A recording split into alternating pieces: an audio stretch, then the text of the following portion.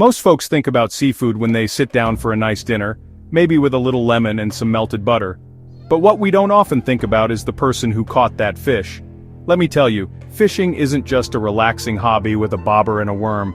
Commercial fishing is one of the most dangerous jobs on the planet. We're talking about a fatality rate that's 10 times higher than in commercial shipping. Every year, around 24,000 fishermen lose their lives on the job worldwide. It's a staggering number that puts a whole new perspective on that shrimp cocktail, doesn't it? It's a tough, unforgiving line of work that demands respect. So, why is it so dangerous? Well, you're out in the middle of the ocean, battling Mother Nature at her most unpredictable. You've got massive waves, freezing temperatures, and decks covered in ice. In a place like Alaska, where fishing is a huge part of the economy, about 1/3 of all workplace deaths are related to fishing. Imagine working in temperatures that can plummet to nearly 30 degrees below zero. The equipment is heavy and unforgiving. A slip, a tangled line, or a rogue wave can mean the difference between coming home and becoming another statistic. It's a high-stakes job where every single day is a gamble against the elements. Despite the incredible risks, millions of people depend on fishing for their livelihood. This isn't a job you do for the glamour, you do it to put food on your own family's table. For many coastal communities around the world, fishing isn't just a job, it's the backbone of their entire economy, and a tradition passed down through generations. From the bustling ports of Alaska to the small villages in Vietnam, families rely on the ocean's bounty. The money earned by these hardworking men and women supports local shops, schools, and everything in between. It's a vital industry that feeds millions and sustains entire communities, all built on the courage of those willing to face the sea. And the pay? It can be good, but it's never guaranteed. A successful fishing boat captain might pull in $150,000 in just a few weeks, and a professional crab fisherman can earn more than the average American salary in a good year. But that income is entirely dependent on the catch, the weather, and market prices. A bad season can mean walking away with next to nothing. It's a boom or bust world where you work incredibly hard for long, grueling hours, hoping for a big payoff. You're betting your time, your safety, and sometimes your life, all for the chance to make a living from the deep. Let's talk about shrimp. People love them. So much so that we eat over 5 billion of them every single year. The global market for these little crustaceans is massive. But how do they get from the ocean floor to your dinner plate? In places like Louisiana, fishermen use a method called trawling. They drag huge, heavy nets along the seabed, scooping up everything in their path. It's effective for catching shrimp, but it comes with a big problem called bycatch. For every 1 pound of shrimp they haul in, they often catch over 4 pounds of other marine life, fish, crabs, and turtles that get thrown back, often dead or dying. Then you've got crawfish, another Louisiana specialty. The state produces over 100 million pounds of these mudbugs a year, contributing more than $300 million to its economy. Here, the process is a bit different. Fishermen set up thousands of steel mesh traps in shallow waters like rice fields or marshes. They bait them and come back daily to check their haul. It's backbreaking work, wading through the mud and pulling up heavy traps one by one. But this industry recently faced a crisis. A brutal drought and heat wave in 2023, followed by a cold snap in 2024, wiped out a huge portion of the crawfish population, showing how vulnerable this livelihood is to extreme weather. Moving up the coast, to the Chesapeake Bay, it's all about the blue crab.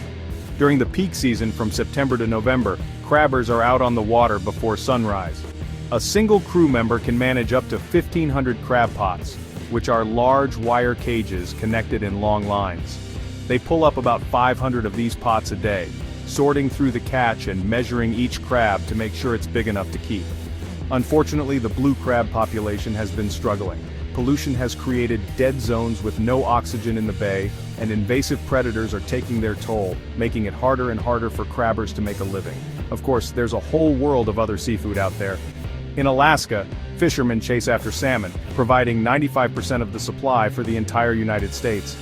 They use massive nets called seines to encircle entire schools of fish. For halibut, they drop long lines with baited hooks deep into the ocean. And let's not forget tuna, the blue gold of the ocean, which can sell for up to $40 a pound. Whether it's squid fishing at night in Indonesia, or king crab fishing in the frigid waters off Japan, each type of seafood has its own unique story of a tough job done by even tougher people.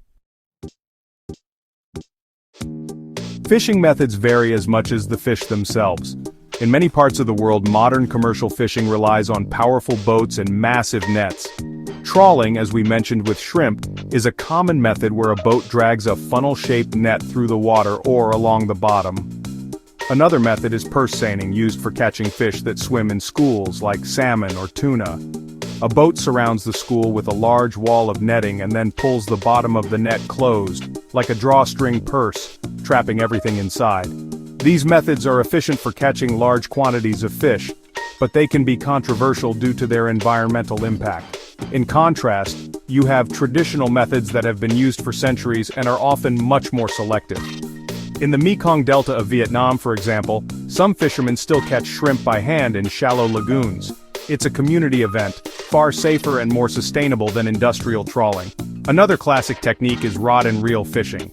While some might think of it as a hobby, it's a legitimate commercial method for catching high-value fish like tuna. Fishermen stand on the deck, casting lines with artificial lures and physically pulling each massive fish aboard one at a time. It's incredibly labor-intensive but results in very little bycatch. Then there are the traps and pots, a favorite for catching crabs and crawfish. These are essentially cages that are baited and left on the seafloor. The crustaceans crawl in to get the bait but can't find their way out. Fishermen return later to haul up the pots and collect their catch. For king crab in Japan or halibut in Alaska, fishermen often use the long line method. This involves setting out a single, incredibly long fishing line that can stretch for miles, with thousands of baited hooks attached at intervals. The line is left to soak for several hours before being hauled back in, a process that requires strength, endurance, and careful handling. No matter the method, the dangers are always present. Working with heavy machinery on a moving boat is a recipe for accidents.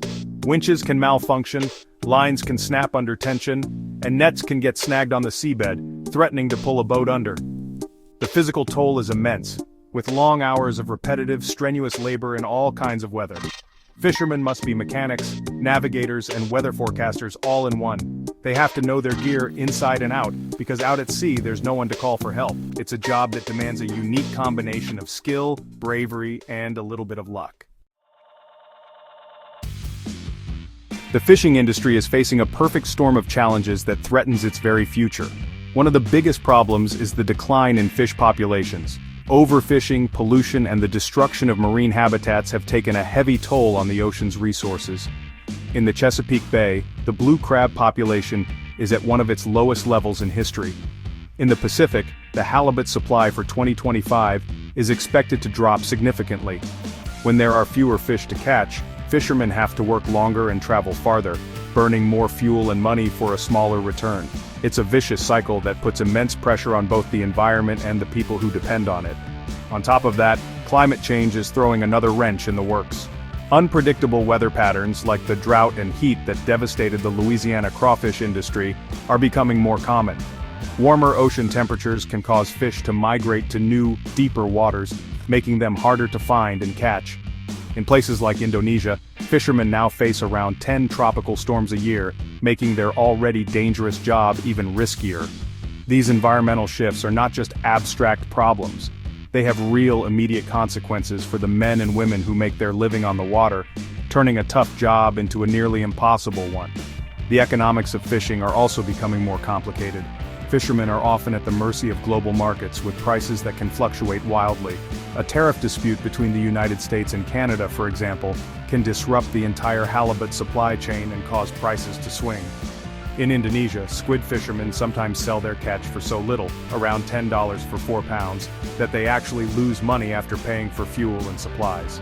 This economic uncertainty makes it difficult for boat owners to stay in business and for young people to see a future in the fishing industry, threatening to break a chain of tradition that has lasted for generations.